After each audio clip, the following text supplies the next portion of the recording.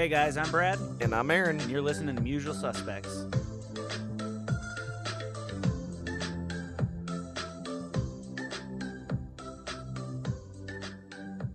And I know I say it every time we do the video, but that's a really good song, and I am dying to hear more by that guy. I would love to pull up more, but I honestly don't think he have has access much. to the one.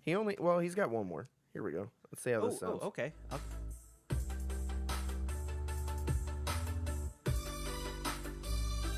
It's only like 20 seconds, but yeah. I've got an idea. Let's make that one our outro. Let's Cool. do that. Be like, hey man, stealing more of your stuff. No. He gave us permission to use it. Right? Or did you just ask for that one song? Because if you just asked for that one song. I just asked for the one, but it was also the only one I thought he had up there. Oh, okay. So. Okay, well, then let's not steal his stuff. We'll just wait and make that. Ask nicely. I'll just text him real quick. He'll be fine. Yeah, make sure if he texts us back within the next hour, I mean, we're good. Yeah, so we're good. We're golden. All right, so plan is. All right, so while Aaron's doing that, I would hit the social media plugs, but I don't remember what they are, and that's just going to confuse everybody.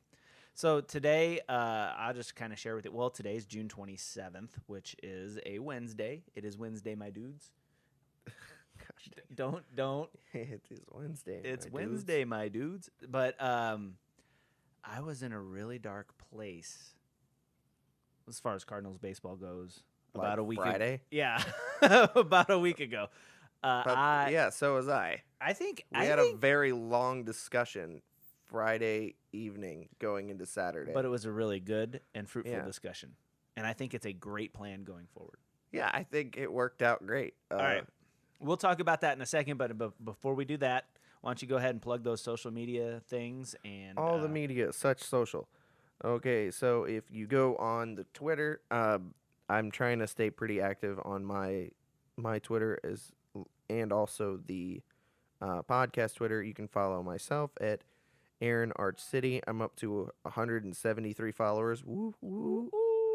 And then you can follow the Musial Suspects podcast at Suspects Musial. We are at 109 followers now. We have 109 followers? Yeah, we're up to 109 we have followers. 109 followers, and we have 15 subscribers on YouTube.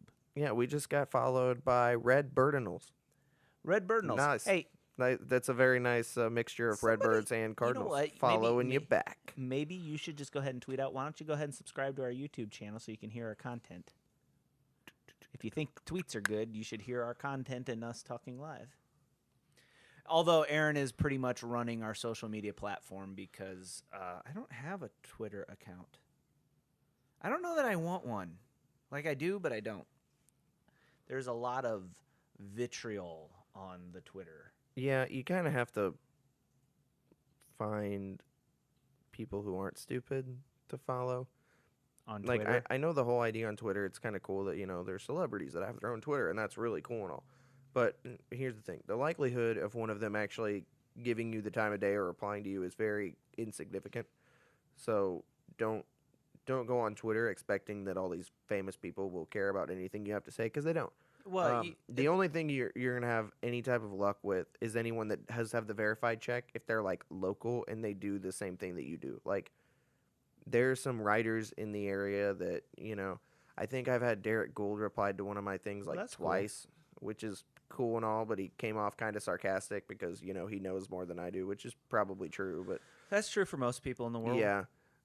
But, I mean, it's not too bad. You know what, though? A lot of people in the world think that they know more than you do, and they don't. I mean, at least everybody believes that about themselves, or most people do. Yeah, that's very true. But like my thing is I don't want to get into Twitter wars with people. I have enough fun in YouTube comments on my personal YouTube channel that I tend to get pretty like I don't get too crazy on Twitter. Like if somebody asks a question, like especially because I have a couple people that I follow that do podcasts as well for Cardinal stuff, and they'll post questions and whatnot, and I'll reply. But, there's a bunch of people that have differing views about Cardinal baseball. It's a fact. No one has the same opinion. So right. It's fun to have discussions, but when people start getting, like, really personal about it, it's just like, dude, I don't care that much.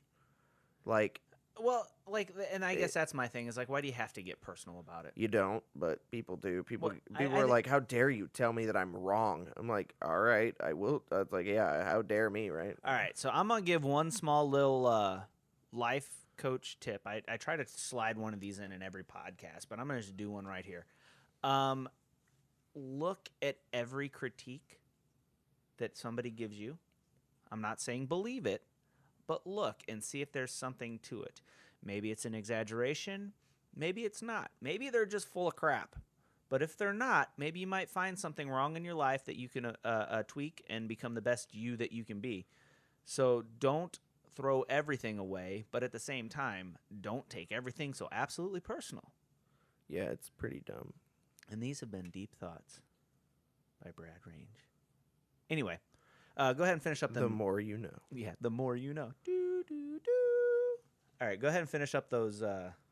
So if you go on YouTube, you can also find us at the Musial Suspects. Most of you right now are listening via YouTube, so you've done your job. You're doing great. I was going to say. You're doing very, very well. You already know where we're at, so just go ahead and click that subscribe button, hit the notification bell, so that we've got 25 views on the last episode. I shared it around. We have 25 views, but only 16 subscribers. So some of you guys just need to put a little bit more effort. It's click the button. Click. Well, we know some of those subscribers are us. Oh, at least 4 of those are me from like different accounts. So like, bring it up, y'all. But I know some of y'all are out there are real too. So if you do enjoy the podcast and you have a Twitter, go ahead and share it around. Let people know what we're about.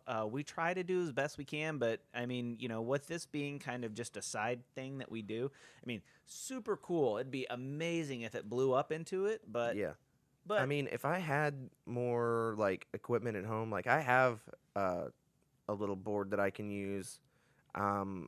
It wouldn't take much to get a microphone, but I don't have like a laptop or any of this other stuff. So like if there are weeks that Brad can be able to do it, I would have no problem doing like a quick 30-minute thing by myself, but I feel like I would just rant on about the same stuff all the time. So Yeah. I don't know if anyone really wants to hear that. I don't know if you guys pay attention, but when you listen to this is kind of how the sausage is made, so to speak. But if you listen to this, I tend to move it along. I throw it to Aaron. Aaron has a lot to say about whatever it is. So I'm here to keep Aaron on track. Yeah. All right. So anyway, back to getting on track. Did you hit all those? So we did YouTube, we did Twitter. What about Facebook? Facebook, just search the Musial Suspects. If you type in podcast with it too, it should pop up a little quicker. But thankfully, there's not much else called the Musial Suspects on Facebook, so we pop up rather quickly. I pressed the wrong button. And if you are a part of any Cardinals related Facebook group, you'll probably see me share it like all the time because I share my stuff all the time. In fact, many people always ask, "Why are you always sharing your stuff?" Because I'm a view whore, man. I just want views. Check out my stuff. If you'd watch it, I wouldn't have to share it because then everyone would be watching it. But until then, I have to, shove it in your face. Watch my video, please. So, just watch it and don't ask questions, and then I won't have to eventually. So with that being said, let's get into the turn 2. And I have been searching up and down for some sort of audio of them saying, and they turn 2 or anything. Yeah, it's actually surprisingly difficult. Right. Nobody says that when they're announcing a game. They're always like, and a double play. And you're like, gosh dang it. They get 2. It's like everything but they turn 2. Like, yeah. Like, I would even settle for, like, some field audio of somebody yelling, turn 2, turn 2. Yeah, that'd be way anything. easier. Nothing. I can't find it. So if y'all, find something, go ahead and link it in the comments or tweet it to Aaron or to the Musial Suspects or put it on our Facebook page just so that we can find it. Anyway, that being said, let's turn into the turn 2. And, as you guys know, the turn 2 is like a sort of lighthearted segment. Yeah. And so there's kind of 2 things in the turn 2, and then we'll get to your special thing. So we'll get to that. But the first one is I don't know if you guys saw Pedro Martinez on Family Feud. Oh my. It was quite hilarious. Yeah. But you know what? I happen to have the audio clip right here, so I'm just going to go ahead and play this. And this is awesome. So let's see if we can hear that. All right, here we go. Pedro, name a word that rhymes with yummy. Miami.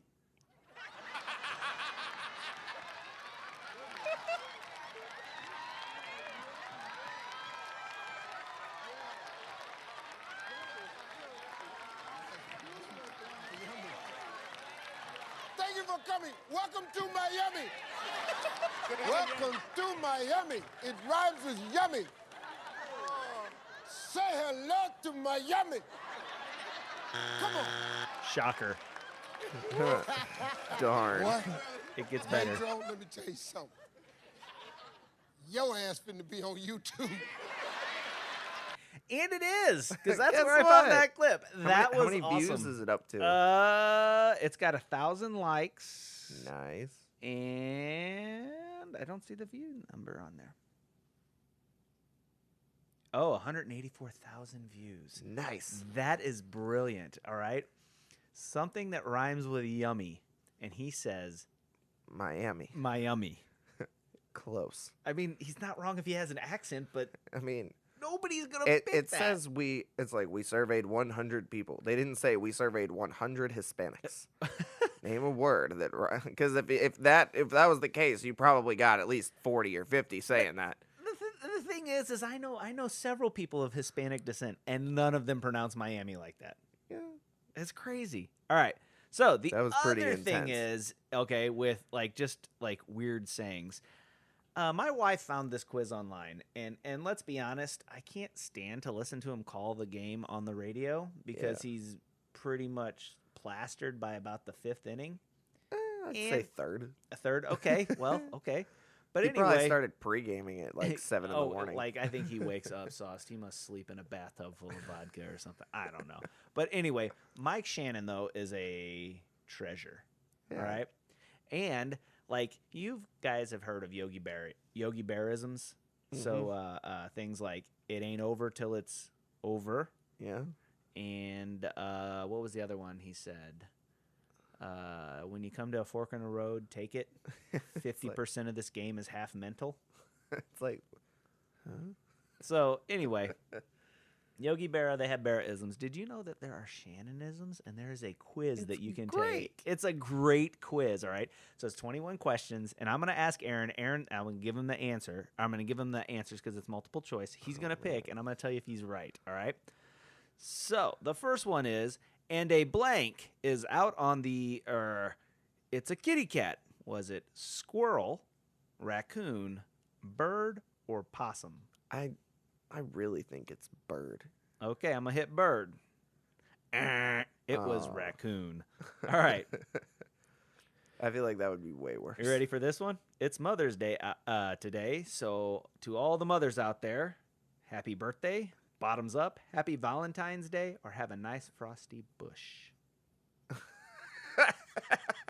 Oh, man. I got a weird feeling. I don't know. I think he probably said, happy birthday or some stupid thing. That's correct. Amazing. That's what he said. So to all the mothers out there, Happy birthday. happy birthday. That's All not right. how that works. So the next... Wait. Bless his heart. Not all mothers born on the same day, stupid. All right. It's raining like blank. A Chinese fire drill. There's no yesterday. Cats and mice. That movie Rain Man. There's no yesterday. Nope. It's raining like a Chinese fire drill. What? What does that even mean? That was a 7th inning comment, I'm sure. Oh my goodness. All right. This is amazing. To whom was Mike referring when he said he's the biggest thing to hit Japan since they dropped the bomb on Nagashima?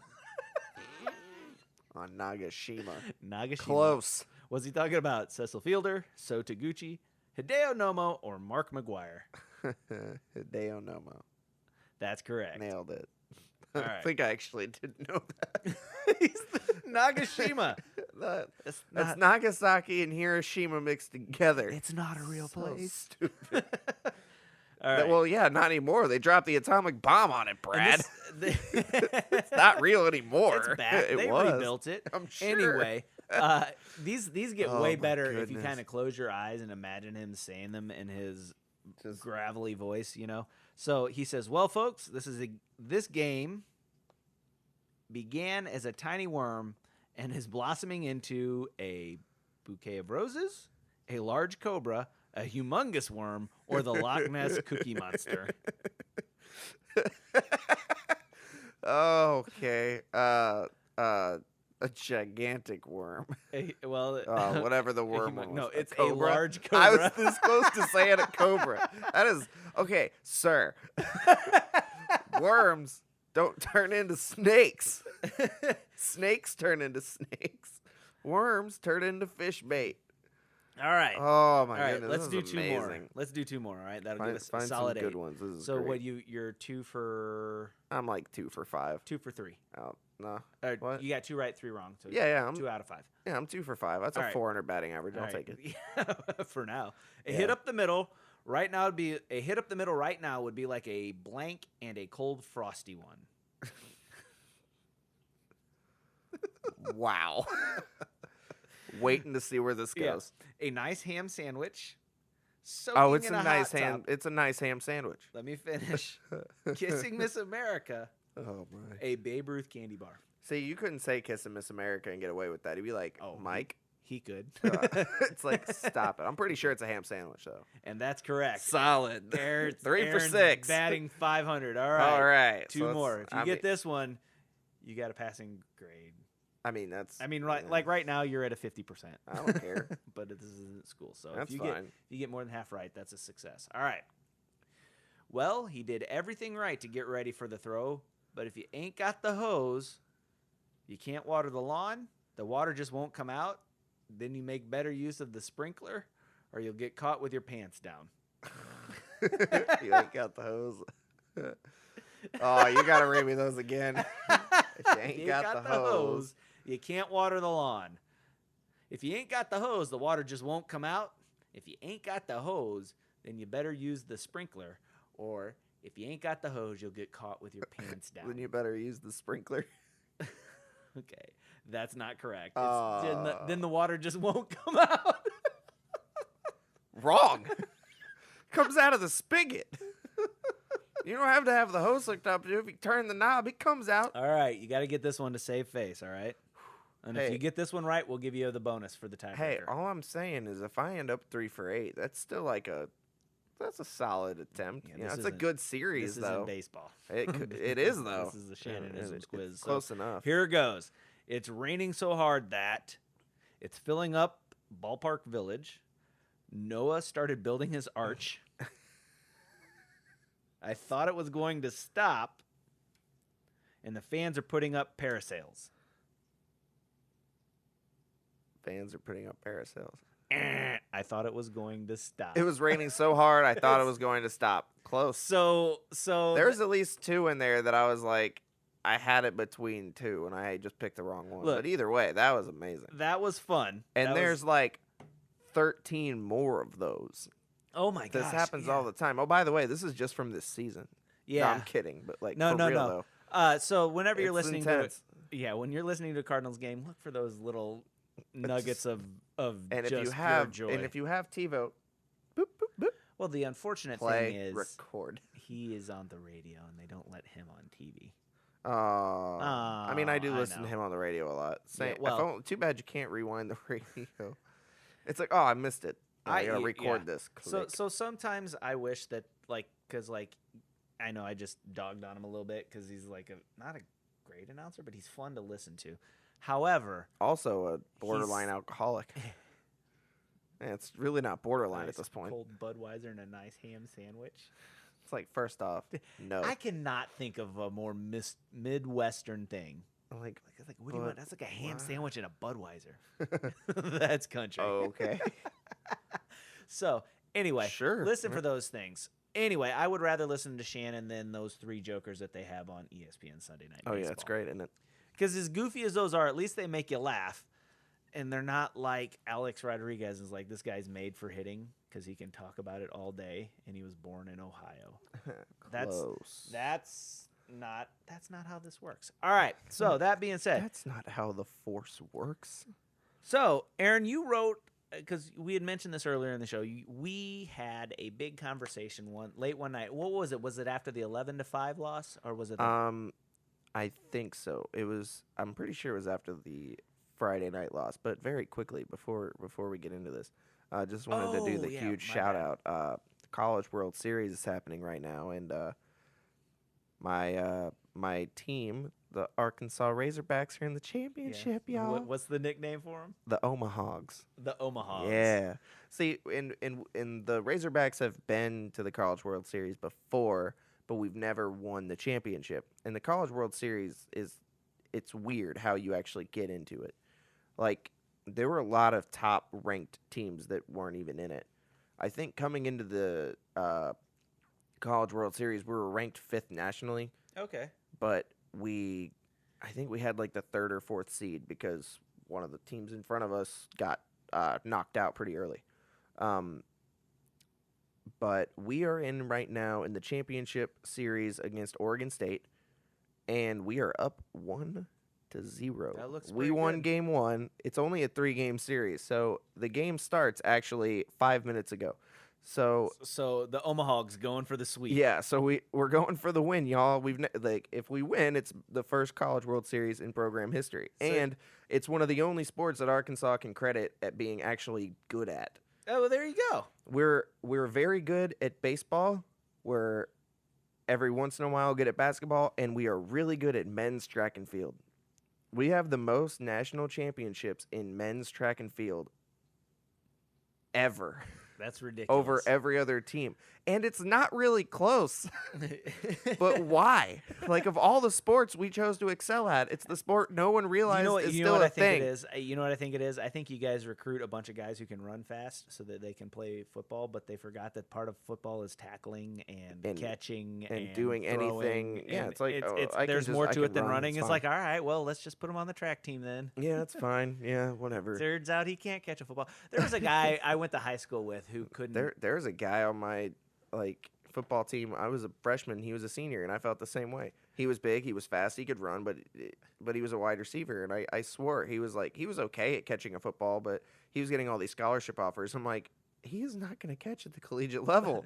And guess what he didn't do? He didn't catch. He had like 3 catches in 4 years for 2 teams. There was a guy I went to high school with, and the guy was a really good football player, but I played soccer. But he's the fastest guy at the school. He was the fastest guy. And I said, hey, why don't you come play soccer with us? We played indoor soccer, which for those of you who don't know, it's 5-on-5. Mm-hmm. I was a goaler.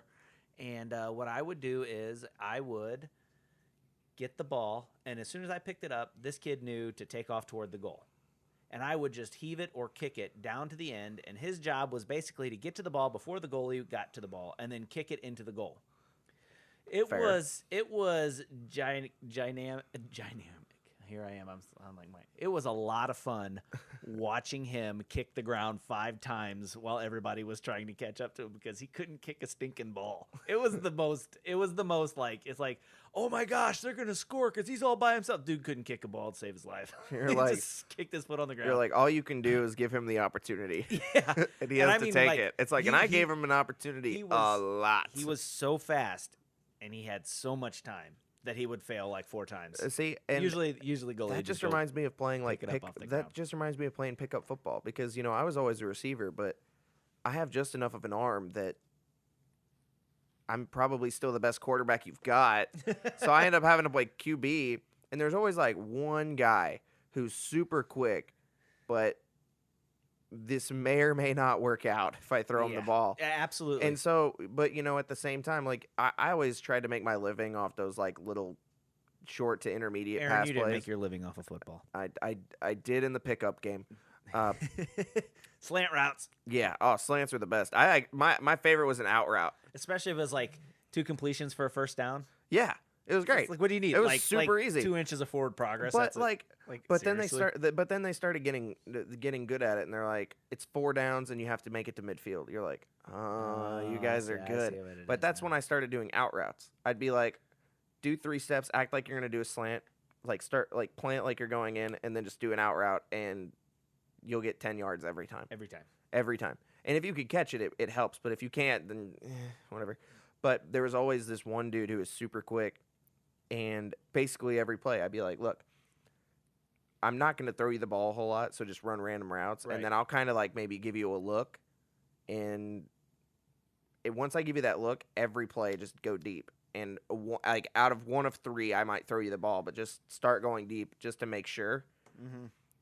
And, I'd hit him, like, every time, but he might catch right two. off his hands. Yeah. Oh. You'd catch, like, 2 of 10, but those 2 were touchdowns. So you're talking about that's the Razorbacks football team then? No, that implies that the QB's not sacked. Well, anyway.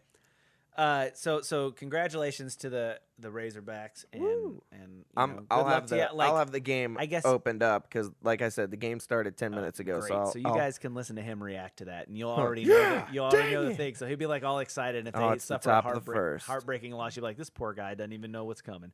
Hey, if we suffer a heartbreaking loss, that's fine. We still got tomorrow. Yeah, but then it's a do or die. So all right. So anyway, play like today's a do or die. So it was Friday night, right? And it was a late one.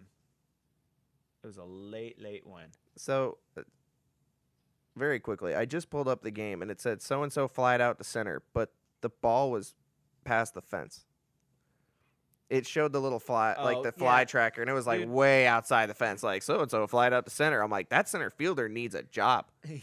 Like, that guy better have been drafted. Like, that was 6 rows deep. I don't know how good Tommy Pham is, but... It's like, I was like, I hope that guy got drafted because my goodness gracious, great balls of fire. Anyway, so here's the deal. Going into Cardinal baseball. Cardinal baseball, which is what this podcast is all about, not us playing pickup football or anything like that. But if you made it this far. But if you have a team, hit me up. You made it this far, you're in for a treat because we're going to talk about this. So Friday night, they were playing the Brewers. Yep, they had a series against the Brewers. It was a 4-game set. The first game they lost 11-3, and then the Friday night game that I believe we started talking, they lost 2-1. Well, there was one game where they played them where they look like, well, I believe to quote Terry exactly. I believe it was the 11-3 game because we had 4 errors. Yeah, she's like they look like the Bad News Bears, and my initial comment back to her was, yes, but the Bears eventually won. Yeah, because I remember, because the game that we talked about the next day, Flaherty took a no-hitter into, like, the 7th inning, and both teams only had 3 hits, but we gave up runs in the 7th and the 9th. Because it was the same guy. He hit 2 home runs, and that's all it took. Aguilar. Yeah, Aguilar. Which, good for him that he got into there, because I heard he's, like, one of those guys that have been in the minors for a long time. Yeah, but I mean, you waste a gem of a performance by Flaherty. 7 innings, 13 strikeouts. Right. Which seems to be the story of the Cardinals so far this year. Is like you just wasting starts. A great pitching performance, and you waste a start. So anyway, Aaron and I went back and forth, and we had several comments about. Well, I had several comments about I'm ready for Matheny to be gone, and Aaron was ready to defend Matheny. To a certain extent, I've been getting more on the bandwagon of. Not necessarily like firing Matheny, but change needs to be made. Absolutely. And it needs to be a drastic change. And like we were talking about, we're running out of variables. Right. That could potentially change this team's fortune. So they've overhauled. They don't have the same players. So in the if premise you look for at all the last this, 5 years, or like the last 5 to 8 seasons or 7 seasons that Matheny has been in, we have had considerably different players every season. Right. So it's not like some of that's those seasons the big have been difference. good. So, but the last 3 seasons, Have last year and the year before that, we didn't make the playoffs. I mean, in neither like the year before that, last we season, made the NLDS. We got eliminated. Yeah, we got eliminated by the Cubs, I believe. And then what was the other one? The NLCS, and then the World Series. It was just kind of like boom, boom, boom, boom, and then we were slowly going downhill. Which, I mean, like, if that were it, that'd be fine. But then after that, we didn't make the playoffs, and then we didn't make the playoffs. And you had guys like Tommy Pham making comments like, guys on this team are starting to get used to not making the playoffs. And the way he said it, he wasn't okay with it, which is great. Call him out, set him out. But he is one of the only guys on the team that shows a fire. Absolutely. Like everyone else, like we discussed, there's not a whole lot of buzz going on with this team. It's not a buzz in the ballpark, not a buzz. Seems like not really a buzz in the clubhouse. And what I find funny, though, is that, when they do show some signs of life, they've got that conga line going in the clubhouse, in the dugout. For all their solo home runs. Yeah, but here's the thing, though. They'll have those they'll have that conga line going, and, they'll be getting just absolutely killed, and they'll have just an absolutely terrible game. But they'll hit a home run, and they'll do the conga line, and it seems like everyone on the staff is just like, everyone like in the fan base is like, no, this team doesn't deserve to do the conga line. It's just like, all right, what do you want? Do you want them to just sit in the dugout and like just be like, or do you want them to try to do something? I mean, granted, if you're losing like 11-3, hitting a home run, it may not necessarily like change your fortunes. Just open the Mountain Dew, bro. There we go. It's not Mountain Dew. It's a kickstart. All right. Oh, you just hit the boom mic and it went boom. That is the sound of refreshment in the form of vanilla Coke. Yes, it is. So, my wife just arrived. Thank you, Terry, for bringing the drinks to us. We appreciate it. I hope everything went well at the vet. Good? All right. They squished the poo and said there's nothing abnormal in there. No bits of baseball. I don't know if I told you guys this story. My dog ate my Major League Baseball, the one that I caught on the. It went over the fence. It was a home run ball I got. Was it like a batting practice? It was batting practice, but That's still cool. It was official Major League Baseball. Now it's official Major League ball of twine because my dog ate the entire leather cover off of it, and there were only 2 little pieces left, string and all. Oh, buddy! And so, like it's like 3 a.m. See, that is one good thing I can say about my cats. They have not done that. I don't know if they could. No, but they pee on stuff, so that's no, different. they actually don't. But they do scratch the crap out of like couches and stuff. Right, We found that out. They're hanging out at this house right now because a friend of ours is letting us use it, and thankfully they don't care about this couch. They're like, we're gonna throw it away so you guys can use it or something. Sweet. And these cats love scratching the crap out of it, and we spray them, do whatever we got to do. And guess what they do? They love scratching. Well, if you're not there, they're gonna scratch a couch because they have yet to eat any of my baseballs, which is nice. Thankfully, the baseballs aren't also there. So anyway. Yeah, well, my dog is at my house, so I'm darn trying it. to figure. But anyway, so vet news. Poe, for all of you worried, Poe is doing great. He digested that stuff up and pooed it right out. Nice. And there was no problems. The only thing we found were some like red strings. Don't worry, guys. It's not the only part about the podcast that involves crap. Yeah. So the Cardinals speaking play. about this terrible series, right? Yeah, the Cardinals play up to games. that point. So like the most emotion I seen Mike Matheny show all year was the slow chomp on his gum after Aguilar hit that home run to walk him off, and he just sat there. And I don't know if you guys peruse our Cardinals subreddit on Reddit. Oh man! Whenever they just for fun, if you want to see some vitriol spewed, I mean this team or this group goes from the top to the bottom and back to the top on everything. So whenever they're winning, they're the greatest team ever. Join the Cardinals Nation Facebook group. And there are some good discussions on that group. I'm going to be on the Cardinals Nation, their 24/7 podcast tomorrow, and like the guys that run Cardinal Nation are great. But there are Tomorrow some people being on Thursday. there. Yeah, there are some people on there who are idiots. Oh yeah, dude, and are just the worst. These people go from the top of the thing to the bottom of the barrel. Oh, it's awful because it like Inning you to honestly inning. you honestly just want to like grab a bowl of popcorn and just sit and watch the subreddit. Anyway. You don't even want to watch the game. You just want to watch people reacting to it. Every now and then, though, every so often, though, there's a comment from somebody like calmer heads, blah, blah, blah. After that game, there was none. And they were reveling. Gone. Everyone was They were reveling, and somebody uploaded a GIF of Matheny doing the slow chomp after the home run, and people loved it because they loved seeing it because the anger toward him was palpable. You could just feel it. Like I didn't think you could feel it through an electronic device outside of Twitter, but sure enough. And actually, like if you look at it, the Twitterverse around Cardinals Nation was burning to the ground because the team looked like this was it. They were they were in a full-fledged tailspin. Like, have you guys seen Lord of the Rings, Return of the King, when Frodo drops the ring and then you see the tower like fall to the ground and then explode? That's Cardinals Nation. That's literally the Cardinals Nation on Twitter. Yeah. It was pretty intense to watch. I could actually feel the ring being burned. I was like, wow. It's like Matheny took all of the 11 World Series rings and just dumped them over the side of this volcano. So I don't know. This is going to be a weird story, but I've been in this position. I like Mike Matheny as a guy. He's a super nice guy, but sometimes you just got to admit whenever the job isn't for you. So I'll give you a quick example. I sometimes mow grass for people, just as to make a little side money. And this guy who is the neighbor of one of the people I mow grass for came over and asked me if I could mow his grass. I was like, sure. And he's like, can you trim the hedges too?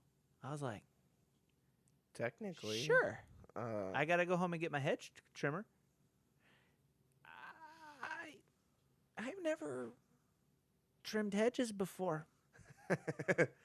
And Mike Matheny had never managed a major league team before. So I compare this to like me mowing the grass looks really good. Like when I mow the grass, it looks good. Aaron, I'm sure you can verify. Like I got a nice lawn. Yeah. But when I trimmed the hedges, they were not good, and I felt awful. You're like, look, bud. I was like, look, you don't have to pay me. You don't have to do that. They wrote me a check anyway. I haven't even cashed it because I still don't know if I feel right about cashing this check because I did so bad on this job. I don't feel like I deserve to get paid. Now I'm looking at Mike Matheny, and I'm honest enough to admit that I am not good at trimming the hedges. Mike, you're a great guy. Brad, you're a great guy. Maybe trimming the hedges. Great defensive catcher. Great at taking a fastball to the face. Oh, my gosh. Tough. But maybe what you're good at isn't what's good for this team at this time. Maybe they need something else. There is some absence of emotion from him. And I have a couple different sides to this. When I watch his interviews, it's always the same thing. We just got to, we got to get through there. That's a good team over there. It's just like that was the Reds. That's not a good. Okay, whatever. You want to play good. You hope to play good. It's like it tonight. just didn't turn out the way we hoped. But we're just gonna get up tomorrow. We're gonna grind through it, and everything's gonna work out. That's great. And I have two sides to this. Personally, I don't want him getting like super PO'd in an interview. I think that's just gonna come off as like just being like complaining about stuff. Like, you should have the mindset of, we're gonna do our best to get through it, but at the same time, like, believe yourself when you say it. Yeah, like say it with some confidence. Like, if you think you've got the team, if you think you have a team that has the ability to win, show that. Show a little bit more fire. Show that you believe in your guys. So when you watched the interview, you got the impression that he was a man who had answers, but he wasn't convinced that those were the right answers. Well, I mean, I wouldn't either because he said the same thing last. Like, I don't know how many losses do we have? I don't know, but we hadn't won a series in a while. I think it was since the beginning of June. So most of the month of June, we've been losing series or splitting. Yeah, losing or splitting. I think it was the last 5 series. And we were at that point when we lost that game 2-1. We were it was the best we could do is a split in the series, and we were 2 games above 500. And it didn't look like we were going to have any luck because it's like, okay, we can't score, and it looked like our pitching is faltering. And now, like, funny enough, the bullpen has been what's being okay, except for that one. Well. You give up the home run in the 9th, but before that, I mean, the game before that, your starter, who was that when we lost 11-3? Who was the starter that day? It was the starter before Weaver, so it would have been Kmart or C-Mart. Right? Oh yeah, I'm pretty sure Martinez. It was because that was not a good game. No. Yeah, because Martinez gave up 7 runs, 5 earned, and then Gant gave up 4 runs, none earned, 0 earned runs. # errors. Yeah. All the errors. Yeah. So, you gave up 5 earned runs in an 11-3 game. Right. So Cardinal Nation's burning down around us, and I texted Aaron. I was like, well, what is left? Because we've eliminated most of these things. We talked about like player turnover, coaching staff turnover, up to.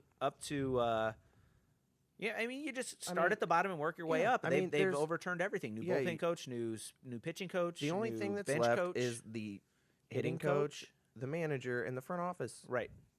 I mean, there are still people of the mindset that you need a superstar bat, which I get. I mean, you're not wrong, but it's not going to be enough. Yeah, I mean, if the rest of the team hits the way they've been hitting, there are some people that think Ozuna was that guy, and I think Ozuna has the ability to be that guy, but he doesn't have that cushion that you have when you have Giancarlo Stanton and Christian Yelich around you.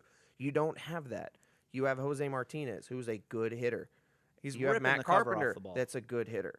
But neither one of those guys are Christian Yelich or Giancarlo Stanton. When you have those guys around you, I feel like you have such a better approach to the game because they Well, would much rather throw to you than Stanton. Well, the fact of the matter is this: whenever Now, there's they don't have to throw to you at all. They might want to take Carpenter, maybe not this second, but they might want to take some of the other guys in your lineup. So they might not really throw you a strike. They might just throw crap at you and see what happens. Here's and the other thing. unfortunately, he was taking it for a long time. Right. Pitchers are rhythm creatures. They like rhythm. They don't want to be thrown out of their rhythm. So like when Martinez gets going, if you watch him, he works quick. Get the ball, get on the mound, do the thing. All right, so they like pitching out of their windups. They don't like going out of the stretch. But if you look at a relief pitcher who gets a spot start, guess what he starts out pitching out of? He pitches out of the stretch because that's what he's used to. That's what he likes. Mm-hmm. So when you put runners on base in front of a hitter, it changes the pitcher's approach to that hitter because the hitter now the pitcher is not just worrying about focusing on the batter. He's focusing on the batter, first base. He's throwing out of the stretch instead of the windup. His rhythm's off. He's got to vary his rhythm because if his rhythm gets picked up by the base runner, then the base runner can steal a base and blah, blah, blah, blah, blah, blah, blah. And all these things change. So when you've got or batters in front of your big shtick getting on base, it changes the effectiveness of a pitcher to the hitter at that time. And your hitter can make better decisions. He's going to get better pitches to hit. He's more likely to get a mistake from the pitcher. There's all these things.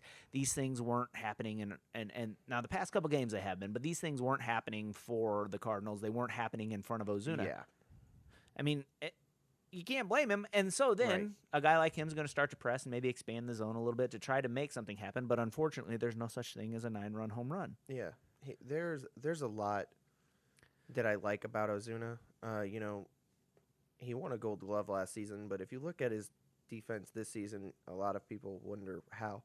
And I think some of that will be turned around. Like we've discussed before, he's got kind of a dead arm right now. I don't know if he's hurt and he's just not telling anybody, or if he's playing through it.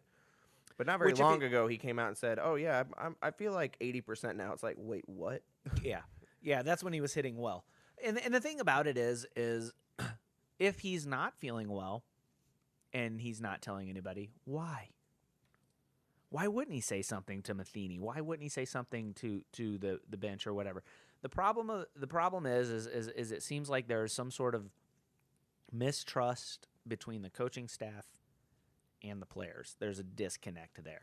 And it's odd because Matheny's always been considered a player's coach. He's got his guys. But maybe those guys who are his guys aren't on the team anymore. Yeah. I mean, it's very possible that's the case. Whenever you don't have a Wainwright in the clubhouse, pitching, you don't have a leader. Not that Wainwright's has been great this year. He's not been very good this year. But there's more to it than just what he can put up on the field. It's what he brings to the clubhouse. See, like in years past when Chris Carpenter was pitching, and if somebody would have done what he did, what happened to was it Weaver? Weaver throw that good game? I get Weaver and Flaherty. Flaherty threw that game against Milwaukee. If that would have happened, if he would have been taken out, he would have been pissed. Well, if he gives up the great game and then all this stuff and he pitches and he gives up one hit and he comes out of the game and they still lose because the offense can't get more than one run. I think there are going to be dead people in there, and he won't even have to lay a hand on him. It'll just be looks. I would have loved to see Chris Carpenter switch roles with Shelby Miller from a few years ago when he pitched for Atlanta, because he was 5-13 with a 3.1 ERA. Yeah, because he had the worst run support in all of baseball. Because he would give up 2 runs and they'd lose 2-1. It's like, what? And he'd go 7 innings. It's not like he was having a great year and losing so many games. So can you imagine if Chris Carpenter did that? Went 5-13 with a 3.1 ERA because people weren't performing behind him. Because the entire offense would have here's literally the whole team would be the AAA team because he killed everyone on the team. Here's the deal: it wouldn't have happened.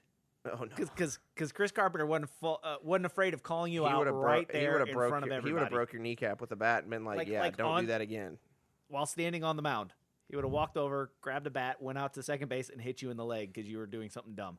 Anyway, Not that everybody on the team needs that, but you need that guy. Just bring you Chris know? Carpenter back as the pitching coach. Yeah, what's your job? My job is to scream at you whenever you do stupid things. Just get the MTIs from basic training. So you have competitive people, but you don't have that kind of competitive people in the dugout, it seems like. I mean, maybe Tommy Pham, but I mean, he hasn't been around long enough to carry the clout. It's like you can't justify this yet, bud. You had one good year, and now you're starting to suck.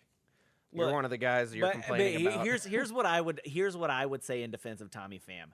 You being good and you being not good and you having a good year doesn't mean you like losing anymore. Yeah. You know?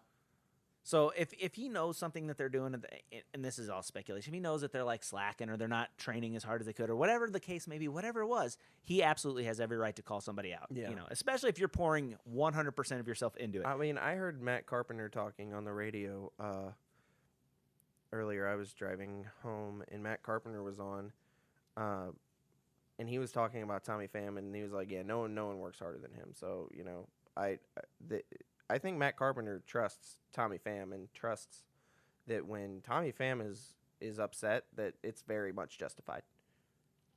Like, oh, absolutely. You can completely understand where he's coming from. Like, you're right. The team does look apathetic. This is amazing. Like, I totally believe you. I watched the game. I agree. So, anyway, that was like the lowest. That's the low point of the season. I mean, this could be a little blip, and then like the big crash is coming later. But they've kind of pulled themselves. People are hitting outside their brains now. Maybe they're doing what they're supposed to be doing. I don't know what has changed. But anyway, you wrote an article. Yes, I did. And it was an open letter to Mike Matheny. But those open letter ones are really getting me my views. I'm going to have to start doing those. How many did you end up with on this one? A little over 3,000. Look, and you're a great writer, but I'm going to take partial credit for that. Oh, one. no, you did. I put some of that. You quoted me directly. So there was more that I was going to quote, but I was like, I don't think that needs to be like 2/3 of the article. Why? It wouldn't have been that much. But yeah, but I did quote a lot of what Brad said because it makes sense. Let's call it our article. You can have the rest of it. This one's ours. I mean, I'll get the free tickets. So it's fine. I'm not saying I will, but listen, if you get the free tickets, how many tickets do you get? I don't know yet. If you get the free ticket, how many do you usually get? I mean, the first time I got 2, but I was offered up to 5. The second time I got 2, and there were 3 total. Okay. So it just depends. So you have to give one to me. Oh, okay. Let's be honest. You have to give. I think everybody out there in Cardinals Nation agrees with me. You have to give one. Don't you think, Terry? Yeah, she says yes. You guys can't see her because she's shaking her head. But anyway, just a little fun ribbing. But anyway, since writing that open letter, and if you haven't seen it yet, check it out. It's really good. It's on Arch City Media. It's called An Open Letter to Mike Matheny from Aaron Mullins. And I joked with him because when he sent that and they started winning, I sent a text to Aaron. I was like, hey, do you think that he read it? Hey, all I'm saying is that I posted it on Saturday, and Saturday they started a 4-game winning streak. I'm not taking credit for it. I'm just saying it was good timing. Right. Now, they have yet to start today's game. No, but funny enough, you know, this team's trending in the right direction right now. Yeah, indeed. They've now tied themselves with Los Angeles for the second wild card spot. And this Cleveland series has been way better than expected. It's like they had coming into the series, like everyone was freaking out because we were playing the Indians and then we're playing Atlanta, which is 2 first-place teams in their respective divisions. Well, you almost got to wonder if in that clubhouse, you know, playing like they did against, because it's 4 in a row now. Yep, you know, they at the took end of that last, 2-1 yeah, game. they took the last 2 against Milwaukee, behind who pitched. I know Michaelis won because I was happy. Michaelis, and wouldn't it have been Weaver? I think so. Or was it Gant? Did Gant pitch against Cleveland? Gant pitched. Yeah, Gant pitched against Cleveland, but Gant came on in relief for Martinez. Yeah, but that was in the game that in the Milwaukee series. So yeah. it would have had to have been Weaver then. Yeah. And Weaver looks like he's 10 with his face shaved up. Bless his heart. But anyway, poor guy, man. Just he's still growing this like stubble, and I'm like, dude, I feel you, but I'm pretty sure we're like the same age, so I don't know. I don't know what's happening for you. So you almost wonder too, like, was it like one of those things where it was like, this is no time to panic, And then all of a sudden they're like, this is a perfect time to panic because nothing has gone well up to this point. Yeah, and wouldn't you know it that Michaelis is the one that turns it around. They won a 3-2 game against Milwaukee. I think he went 6 2/3, gave up 2 runs, something like that. And then Weaver came out, the next day, went 5 2/3 and 2 runs. Struck out 9 though. Yeah. So that was nice. Still walked 2, but the rest of the bullpen shut it down the rest of the game. Well, the thing is too is like when you strike out 9 and 5 2/3 innings, you're throwing a lot of pitches, which is they're going to protect his arm. Yeah, Whatever. he threw 104.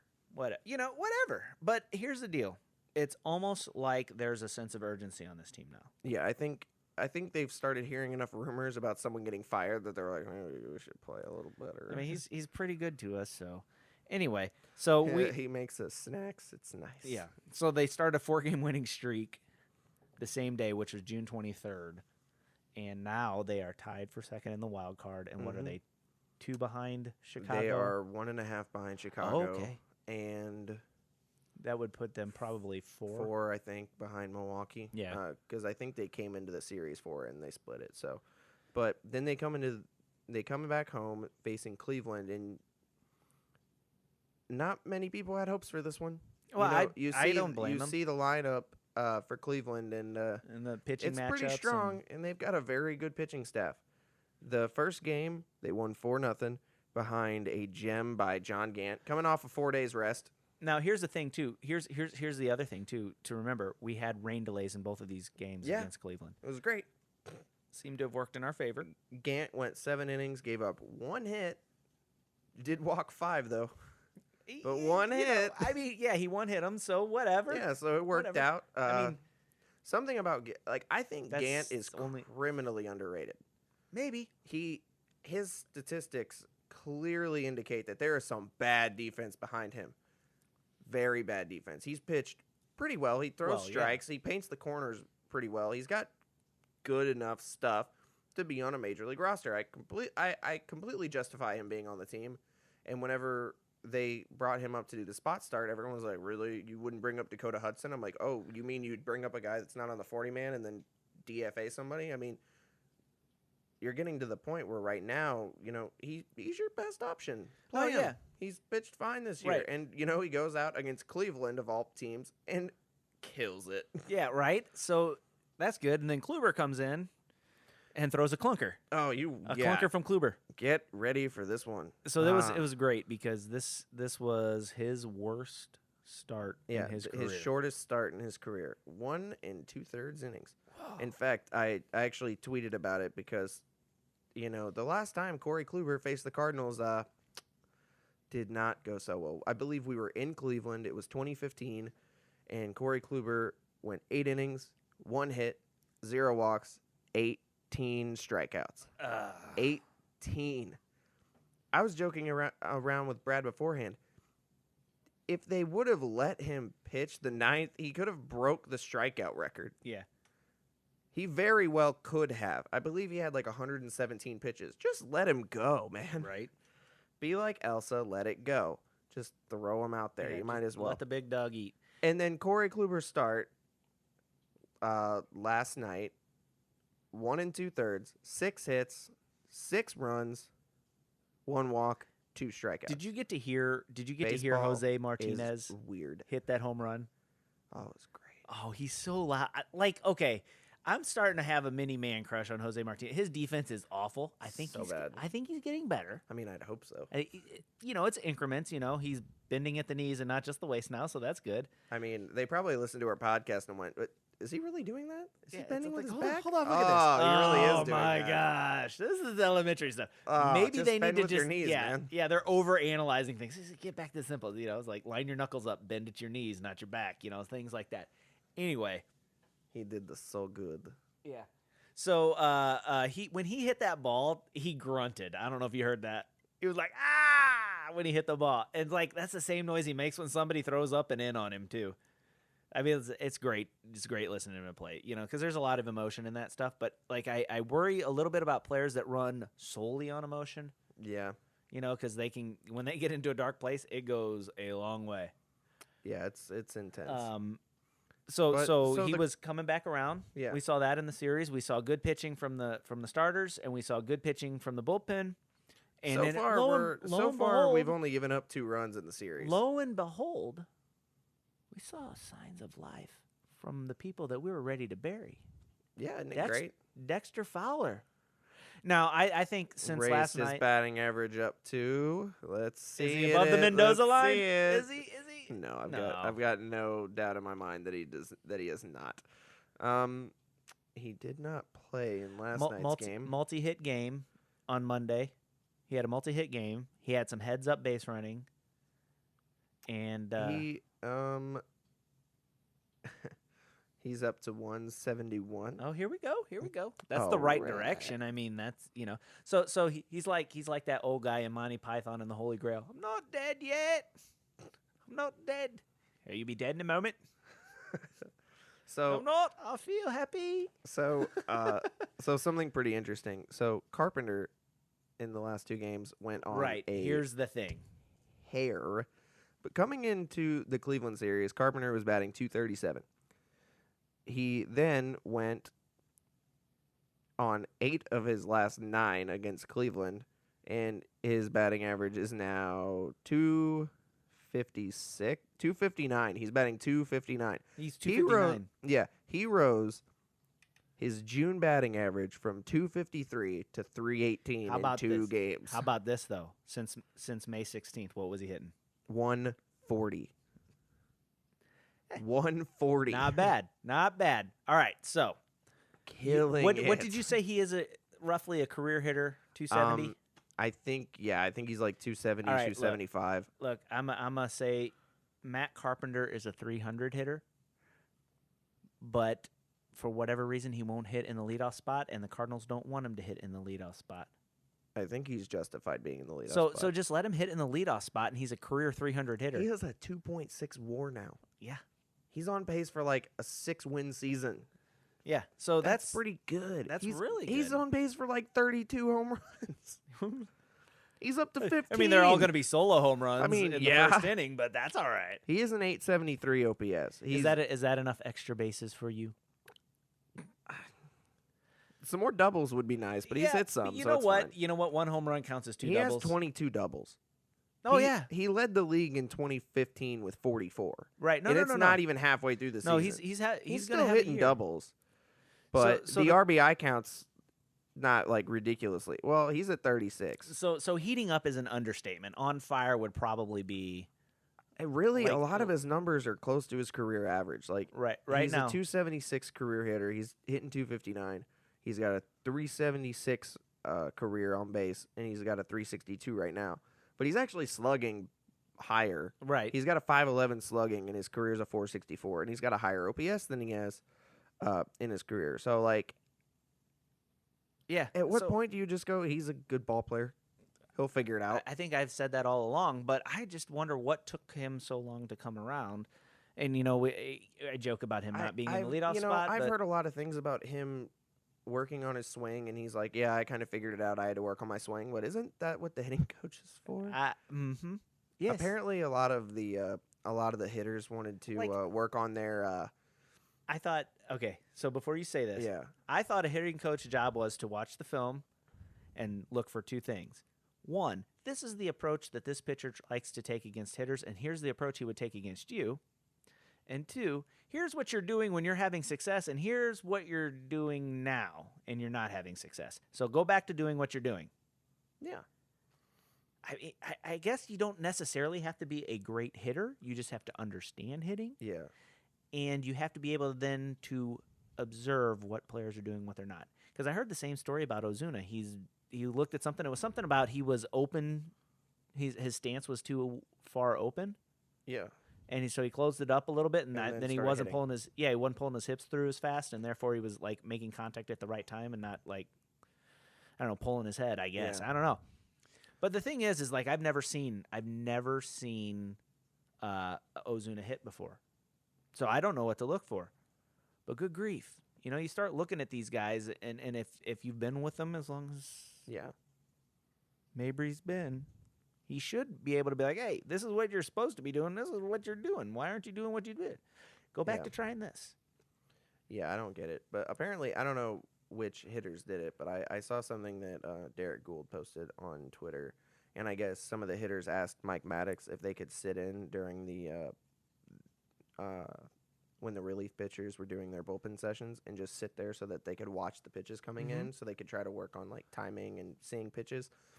And there's a ton of comments going, "Oh, isn't that what the hitting coach is for?" And Derek Gould, this was so funny. I was dying laughing when I saw this. He's like, shockingly enough, the hitting coach doesn't determine when the relief pitchers do bullpen exercises. And I'm like, Wait, he's not wrong. well, He's yeah. not wrong, but wouldn't that be a great suggestion? It's like you're not seeing the ball. Maybe you go look at some more pitches. Yeah, just look at what they're doing. Use I what mean, you can.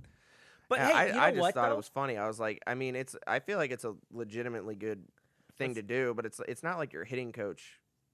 It's not like your hitting Right. coach is going to give you permission to go, make the yeah, bullpen no. guys work. The bullpen guys are going to work when the pitching coach wants them to do it. So it make more sense to go to the bullpen coach. Right. to Right. ask But if you they know, could I mean, sit it's a in. coaching staff, and those guys Yeah. should be, They're so probably communicating. you act like John Mabry sits in like a closet, like dark, all alone, and just waits for Mike to open it up. Be like, "Hey, it's game time, John." Put your uniform on. Come on out, buddy. Friend. He gives him a. Yeah. What's he give him? A baby Ruth. Probably, yeah. Like It's like the Goonies. it's like they do talk, they do communicate. Right. Well, you would hope so. Yeah. But But it's something that I wanted to bring up. Like, Carpenter has had this like ridiculous turnaround, and it comes down to him being, a professional. At this point he's a leader in the clubhouse. He's a veteran now. He's the veteran guy in their lineup. He's been here, he's done that. He's got many, many t-shirts. So, yeah. at what point do you expect the same turnaround from guys like Fowler or guys like Colton Wong? Well, here's the thing. I don't expect to see the same kind of turnaround from either of those two. Not that. Yeah, I kind of feel the same I think way. they're going to get better. Yeah, I I think. sure hope so. I do think that they're going to get better. But like you've said, I can at least justify keeping Colton Wong in the lineup So- because of his defense. well- Dexter Fowler is, at this point, like, he's playing better. and Harrison Bader isn't playing much better, but He's playing defensively hard. it's way better. He plays so he's fun to watch. He He's runs. exciting to watch. He has a ground ball, and he runs to first base. Like, there's a Oh chance you could my beat gosh. that out. Yeah. And there Yeah, are he's times like- where he makes it He's interesting. like if I don't hit this directly at this guy, I've got a shot. Yeah, it's like he could hit a ball right at the second baseman, Well, last and night he makes it an last night, interesting play. he topped a ball that bounced over the pitcher, and it went to Lindor. And Lindor's a good shortstop. Yeah, he's He's a a stud. really good shortstop, and he grabbed the ball with his bare hand, like, nope, I'm not even going to throw this because I don't have a chance because he's already past the base. Bader's fun to watch. Yeah. Oh, So- wow, so that's back- way better than what I thought it was. Let me get back to what. Oh, and you know who else is coming around is Munoz.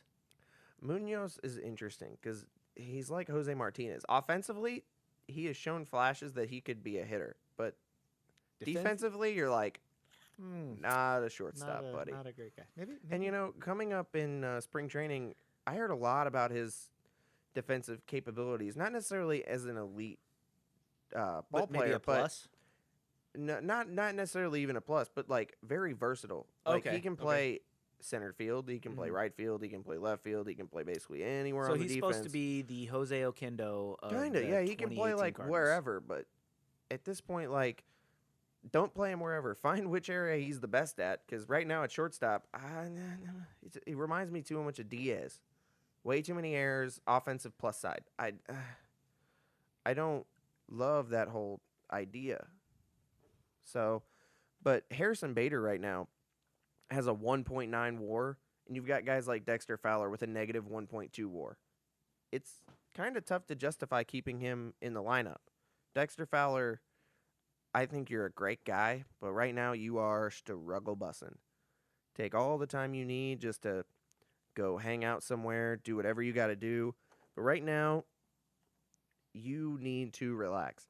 Bader deserves to get some playing time, and until he starts dropping off significantly, you got to put him in the lineup because he gives you the best chance to win. And Colton Wong is kind of the same way. Offensively, he's not doing great. In fact, he's not really doing good. But he's a plus defender. Colton Wong right now has raised his batting average to 197. 197 isn't necessarily an elite hitter, but he still got a plus WAR. You know why? Because defensively, he is the best at second base. All right, so here's the thing. Here's what I'm thinking with those two guys, because you asked the question, do we see the same kind of thing? I say no. And the only reason I say no is because I don't think they have as high an upside as Carpenter does. No.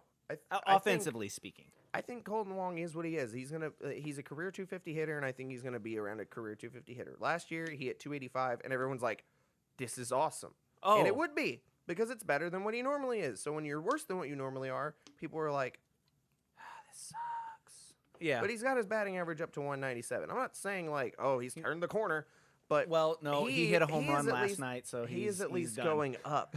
He's done. But his batting average is at least going up a little bit. Fowler is still sitting kind of where he's at. And like I just said, Fowler has a negative 1.2 WAR. That's not good. Bader's a 1.9 or a 2.1 or whatever I just said. That's better. Well, yeah. That's very good. That's and it's a mostly defensively. 2 or 3 point swing? Yeah. And most of Bader is from his defense, and I get it. He's a great defender. And it's kind of the same thing with Colton Wong. Colton Wong is a 1.2 WAR, and I'm pretty sure if you look at it, his offensive WAR is a negative. Yeah. In fact, you know what? no, though? his offensive WAR is 0.2. His defensive WAR is 1.2. And then so Bader, he's still a positive. Yeah, so it's not great offensively, but the thing that helps Colton Wong is he has hit some home runs. Yeah. I mean, all 6 of them. But he's got a decent on base. I mean, it's only a 295 on base, but it's still 100 points higher than your average. All right. So, I mean, you raise your batting average up and your on base goes up higher. I mean, that's pretty good. We're getting close kind of to the end here. Yeah. So, let's look at some things real quick. All right. So you've got Flaherty going against Justin Bieber's slightly less known American cousin, Shane. Yeah. Shane Bieber. There really isn't that much to tell on this guy. Maybe we can get some. I looked him up a little bit. I think he's only made a few starts. Got a pretty low ERA, like 2.2, something like that. Maybe we can get some get up baby O's from Mike. Oh, I'm sorry. All right, well, it's been a good episode, guys. I'll mute myself. I'm sorry. No. Anyway. But yeah, funny enough, going into the series, you look at who's pitching, and going into it, you thought Kluber versus Martinez. 6 weeks ago, that's like a heavyweight bout, and then going into the series, you're like, I don't know, what Martinez are you gonna get? Turns out he pitched well enough. He pitched fine. We got an improving Martinez. But coming into the series, Flaherty was the one that everyone's like, okay, we might win that game, because Flaherty has been pitching very well, and he's making a very strong Rookie of the Year case, but you've also got the unfortunate side effect to this, to Flaherty pitching, is that we're going up against someone that we've never seen before. Right, and we're like for the century against these guys. So dang it. And plus, anyway. this guy's pitching good, so it's like, dang it. Well, why don't we do this? Because there's a lot we could overanalyze about these games. Oh, yeah. And we are at an hour and 5 minutes now, roughly, on this podcast, because we talk too much about other stuff. But looking at it, we haven't had an episode in a couple weeks. We just gotta power into it. This is basically episode 8 and 9, just condensed. Look, I'm not doing a 2-hour podcast with you. No. I like you, but I'm not doing that. But let's just make some predictions real quick. Okay. All right, what do you think's gonna happen tonight? I think tonight's gonna be probably the closest in terms of run production, because we won 4-0 and 11-2. Yeah, I think tonight's going to be one of those 4-3, 3-2 type ball games. Like, I don't think there's going to be much scoring from either side. All right, because the two pitchers going on the mound have been effective. Granted, if someone's going to falter, I do think Flaherty might, because maybe he's just due. Is it just his turn? He's just due for an start as opposed to a start. So that would be 5. If they win tonight, that'd be 5 in a row. Yeah, it'd be a sweep of. Have they won 5 in a row yet this year? Yes, I think once. Okay, so here's what I think is going to happen. I think they're going to win tonight. It might be one of those 3-2 games, I honestly don't know if I can pick a winner. I think it's kind of a swing right now. A loss isn't the end of the world. The odds have it as Cardinals. I think. Yeah. The Cardinals are.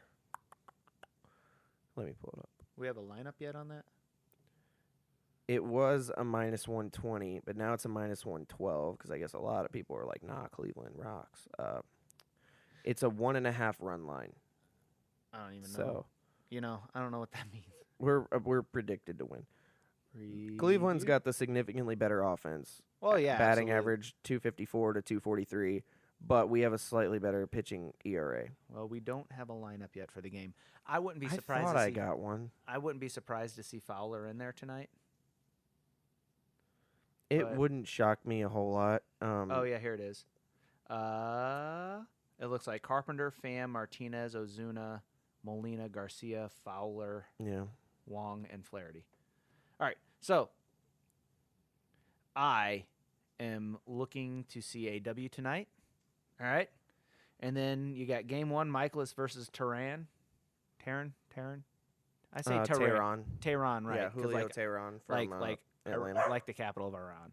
So anyway, I'm gonna say Michaelis is gonna pitch another gym because it's time. I mean, he's pitched pretty consistent all year. He's had I think 3 starts where he's given up 4 earned runs, and then that's it. He hasn't had All right. like a clunker. Like even his bad games are pretty good. Like the last game that he gave up 4 runs, he gave up 4 earned runs in the first inning, and then like retired 11 batters in a row. So it's like, oh okay, All right. that works. So I think Michaelis is gonna win that game. I think Weaver's gonna win his game against McCarthy. Yeah, McCarthy is one of those.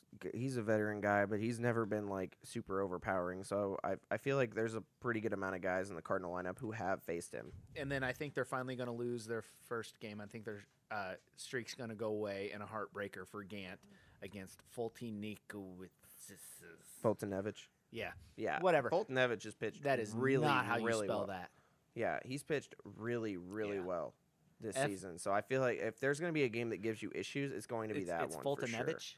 Fultonevich, yeah. Man, these guys, and why not just spell It's it like that way? Zepchinski. Like what? There's Yeah, an R in Zepchinski that. or It starts Mike, with an Mike R. Krzyzewski. Yeah, it's like That's crazy, right? right? So anyway, it's spelled Foltynewicz. Funny enough, I was typing it out, and I And was it's like, pronounced do I need nothing to like like that. copy paste this or something? But I was typing it out and actually came up on my autocorrect. I'm like, how many people have to search this? Like, how many people just know how to spell that? Like, granted, there's not many words that start with Folt, so I Right. do that, and my phone's just like, nah, it's this guy. We know. You know what we should It's do? Is weird, we isn't it? should write these predictions down. Yeah, We should write and these just down. come to the table. Yeah, It's like, and- what'd you think? Well, here's yeah, and then come back. I and be mean, like, I I was think- wrong. Yeah, I think I was pretty. I think I'm pretty much in agreement with you on this one. I think if there's gonna be someone that falters, it's probably Gant, only because So what do you think? You think they're going to win tonight then? Because you said you ain't going to pick one. tonight. I'm calling a 7-game winning streak. I don't know. That's that. I mean, I know that's a gamble for the tonight's Cardinals, kind of but like. Here's the thing, though. They could very easily lose tonight and then win the next 3. right, that's true. So it's like, I don't know. Like Oh. tonight's gonna be like a real tough one. I honestly think because you're playing a guy you've never seen before, and the Cardinals have shown very much in the past that they don't know what to do with that information. well, here's the thing though too. It's like he has no film whatsoever. I don't know. I watched the last 2 games and I laid eyes on the team, the players, and the stuff that you can't write down in a stats book. Mm-hmm. There's a fire there that wasn't there before. I don't know why.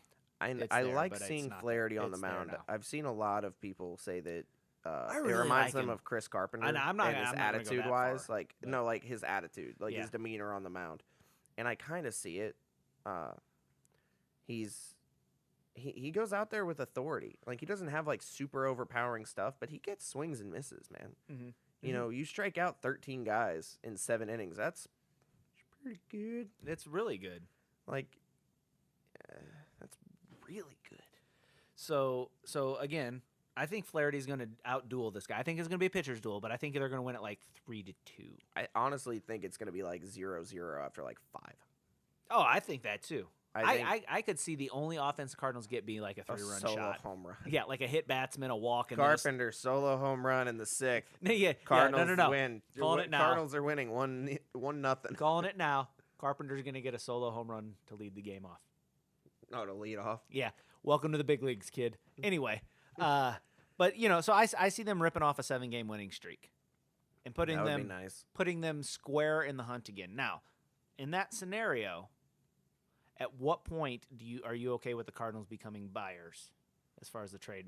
Because it's that time of year, right? I mean, I was always under the impression that they would be buyers because, like, even when they were struggling, I didn't expect them to sell because, frankly, I don't see that there's too much to sell. Well, there's a difference because the between guys that people want are their young guys, right? And why would you trade young guys for young guys? Right? No. If you have I these never young thought they guys- would be sellers. Like the only people that you might, because there are people clamoring to get rid of Fowler. It's like trade him for who? A few bats? Well, Because no one wants to take on that contract for a guy who's struggling. They've got 3 more years. Well, that's kind of that's where I was at with that. It's That's like the problem. well, They almost have to be buyers and throw Fowler on top of it. Well, I don't even think that. I think if you're willing to admit a mistake in that area, and I don't know if they're ready there yet. I don't think mean, they'll I was there. DFA I him. think I'm still there. But admit a mistake. All I'm saying is when Grichuk and Piscotty had these problems, they got sent down. This is true. And they were good, and then they came back up, and then they were good for a little bit, and then they went back down. Yeah. Well, that was Grichuk more than Piscotty. Yeah. Piscotty, they saw him Piscotty as a centerpiece. I mean, Piscotty had to deal with his mother having I think- ALS. you know I think what, that though? took way more of a toll on him than people want to admit. I think that that really had messed more of him a up. toll on him than he would even admit. I think that really messed him Um, up. Not saying he's doing great in Oakland now, but he also had to think- deal with his mom passing away. I think he would be. I think he'd still be a Cardinal if that wasn't an issue. Oh yeah, I have no doubt. I'm under the impression that if that never would have happened, that they probably wouldn't have looked to trade him.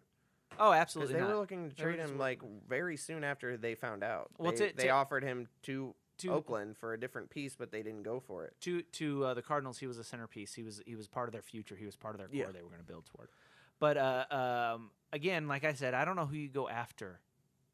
Because I like Machado, but I don't love Machado. Right. You'd I'm not willing have to give up too much for Yeah, Machado. I'm not willing to go for The Machado. only reason that I would go for Machado is if they are willing to take on Dexter Fowler's contract. Well, how about this? I would go for Machado. If I'd he's- give them like one good prospect, one so-so prospect, and Dexter Fowler.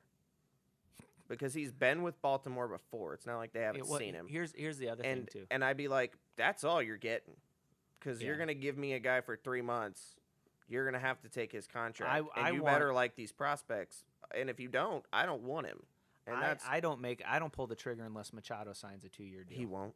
He's not going to. Then He wants to go to the Yankees. Well, He's going to sign like an 8 to 10 year deal. Oh, so there you go. So you He's let not him. going to resign. So That's you the don't. problem. So you don't sell the farm to get him back for half a year. Mhm. Nope, not at all. Not on your life. He's going to be one of the premier free agents next season. Yeah. But the next guy up besides Machado is Bryce Harper. And talent-wise, I love Bryce Harper. Attitude-wise, I don't love Bryce Harper. Not him either. Yeah. We don't need another outfielder. And again, exactly. Where else are you going to put him? Unless you get rid of Fowler. If you get rid of Fowler, put him in right. That'd be fine. But then you still have the problem of you've got Tyler O'Neill, Harrison Bader, Oscar Mercado, and all these other guys sitting in the outfield going, when am I going to play? No, You know have what? young guys who have the ability to play. Let them play. Bryce Harper doesn't fit St. Louis. Not the team. No, not we not don't the need area. an ego. Not the attitude. None of that. None of that fits St. Louis. But then you 'Cause look at other free like- agents, and then you go, Yeah, you've got Josh Donaldson, but he's clearly kind of on the down. Mike down Moustakas slope. doesn't make me go ooh. I don't understand why everyone's like in love with Mike Moustakas. Like, you should sign Mike Moustakas. It's like, why? We have a third baseman. Yeah. It's like, but but Mike Moustakas has pop. Jerko hit 30 home runs 2 years ago. Yeah, no. Absolutely. Absolutely. What do you want? Like, well, you have Jerko. what has Moustakas shown in his career that You have, shows me that he needs to play in St. DeYoung Louis? coming back. Yeah. You've got- Theoretically, I would much rather go for a premier shortstop and shift DeYoung to third base. Oh, absolutely. But Like, there's not a premier. Get Andrelton Simmons. You hear me? I've been saying it for years. Get Andrelton Simmons. He's a stud. Defensively, he's fantastic, and now But he here's hits your the problem. ball. Here's your problem. You get him, And you shift DeYoung to third. Yep. Then where do you put Carpenter? Who's your hottest hitter right now? Carpenter has to play first base. Was that me? I don't know. That was weird. Could have been either one of us. Carpenter needs to play first base, but you're not going to move Jose Martinez because Jose Martinez could hit. If you really want to do what's best for the team, Jose Martinez needs to get traded to an AL team. It's not going to happen because he's like your best hitter. But if you want to have what's best for Martinez, because defensively he's a liability, it's a fact. But he hits the ball well enough right now that you can justify putting him in the lineup.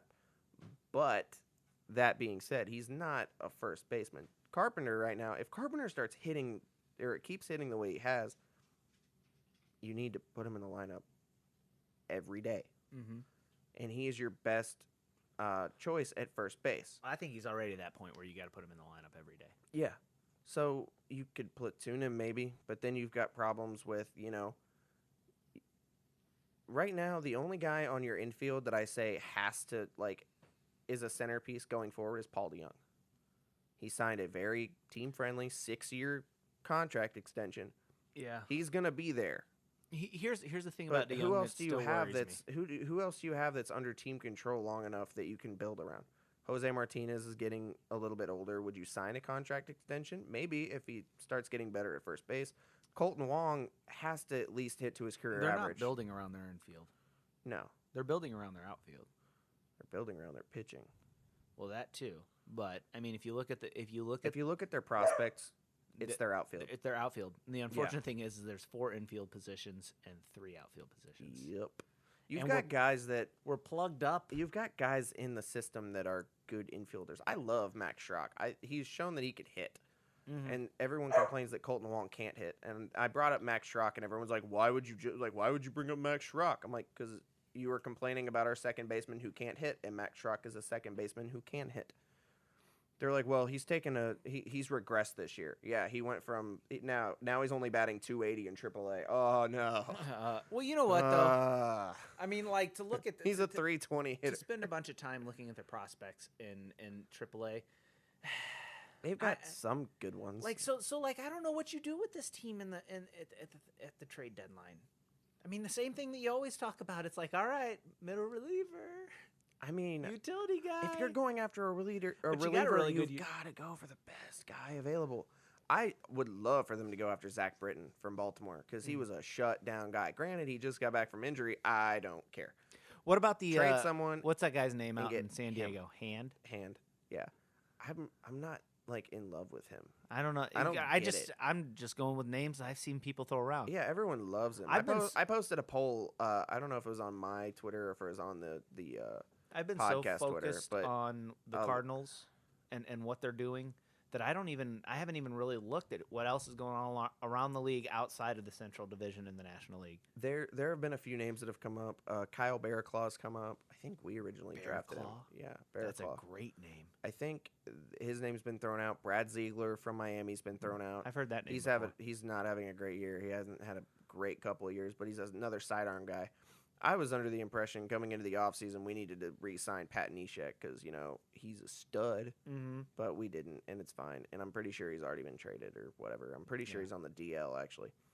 But you've got Zach Britton, you've got Brad Hand that seemingly looks to be available.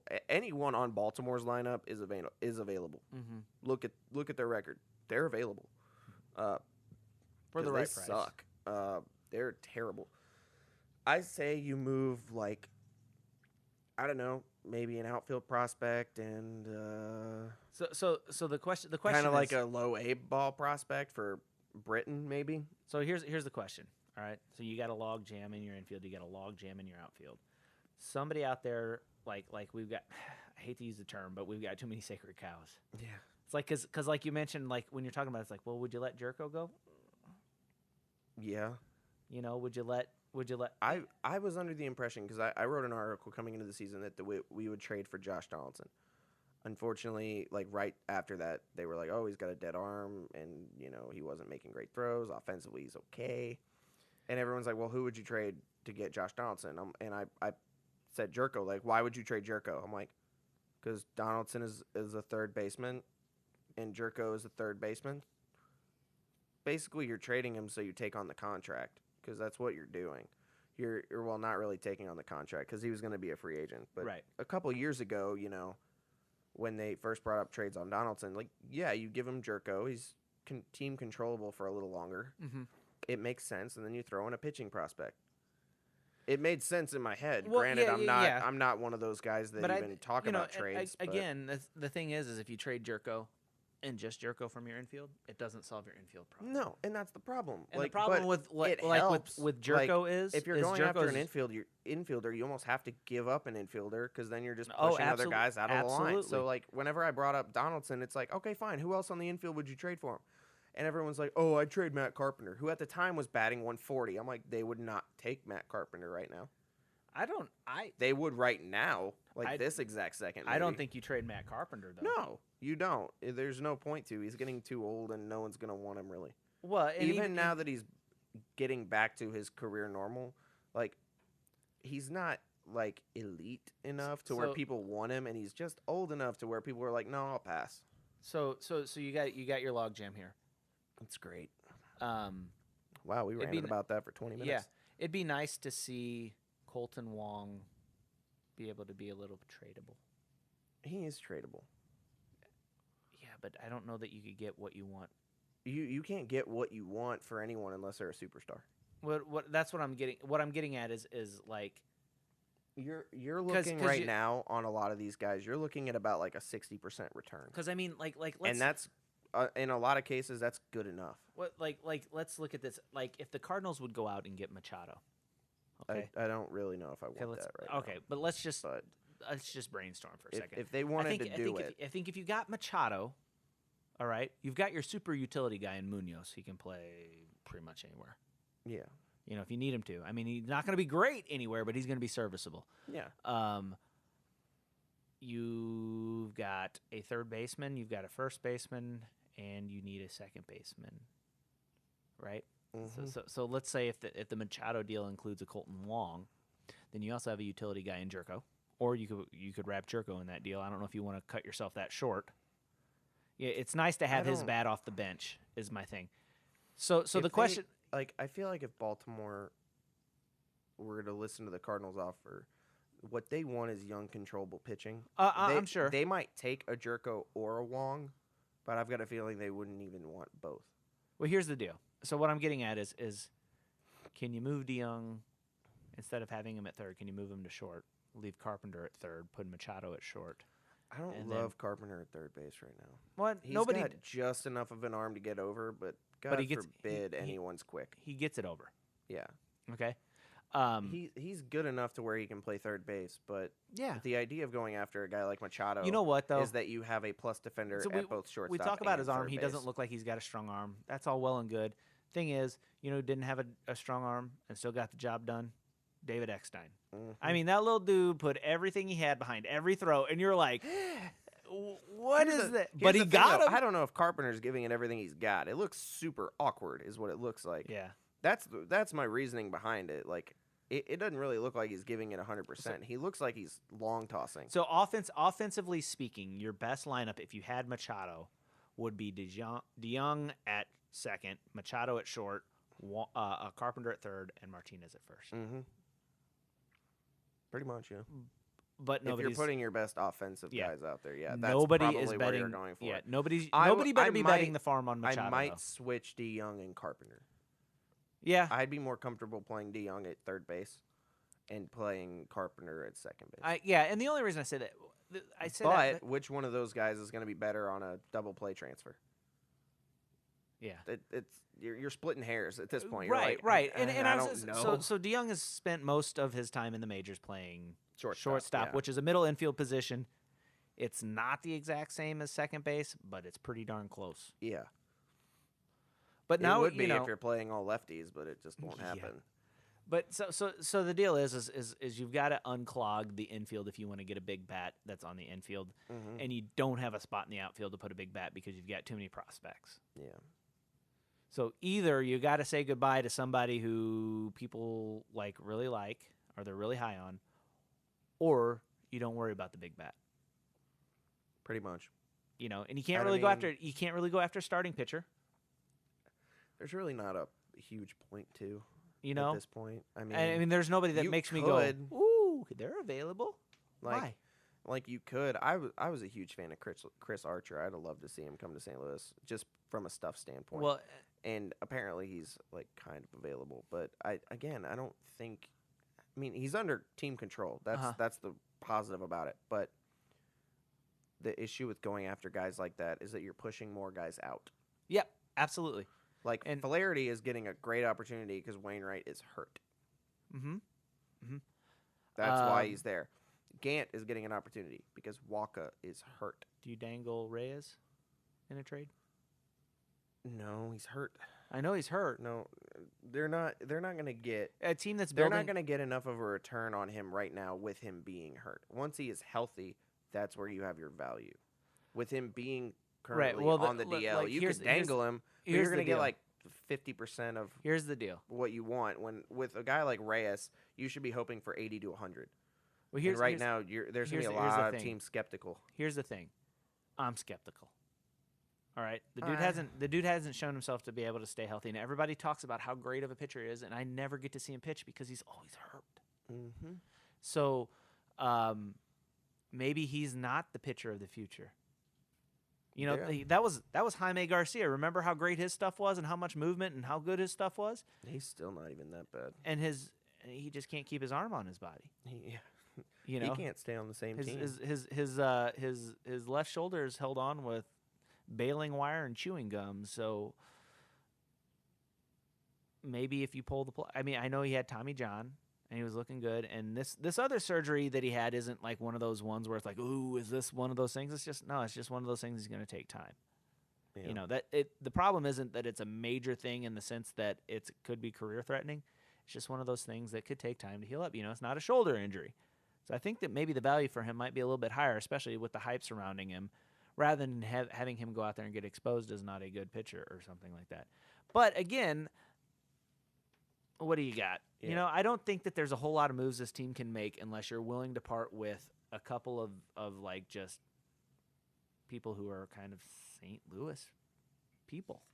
Pretty much. You know, There's really not a whole lot you can do about moving because, like, who in our current outfield would you move? Fowler. What can you get for Fowler? Like Pirates of the Caribbean, I've got a jar of dirt.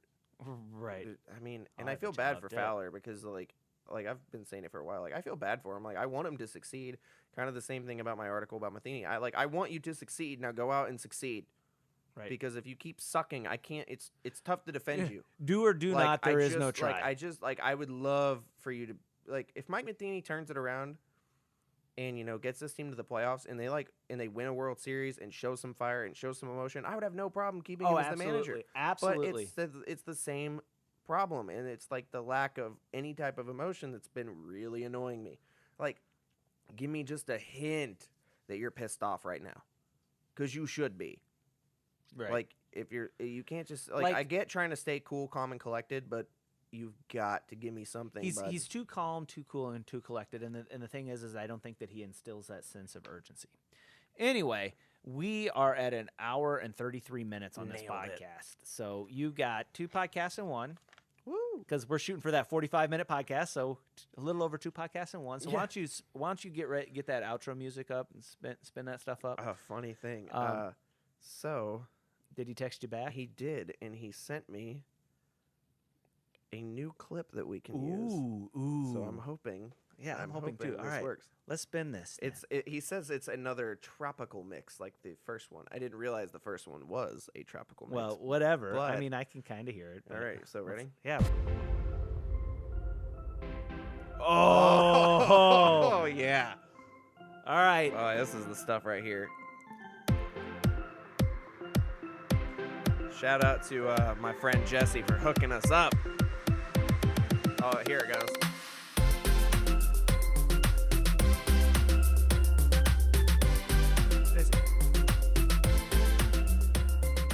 We need to have him on.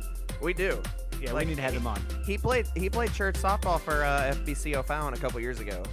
So, like, I feel like he knows enough about baseball to make this a fun conversation. Yeah. All right. I'll invite him out sometime. I'll see what he's doing on Wednesdays. All right. Well, until then, guys, have a great night. I'm out.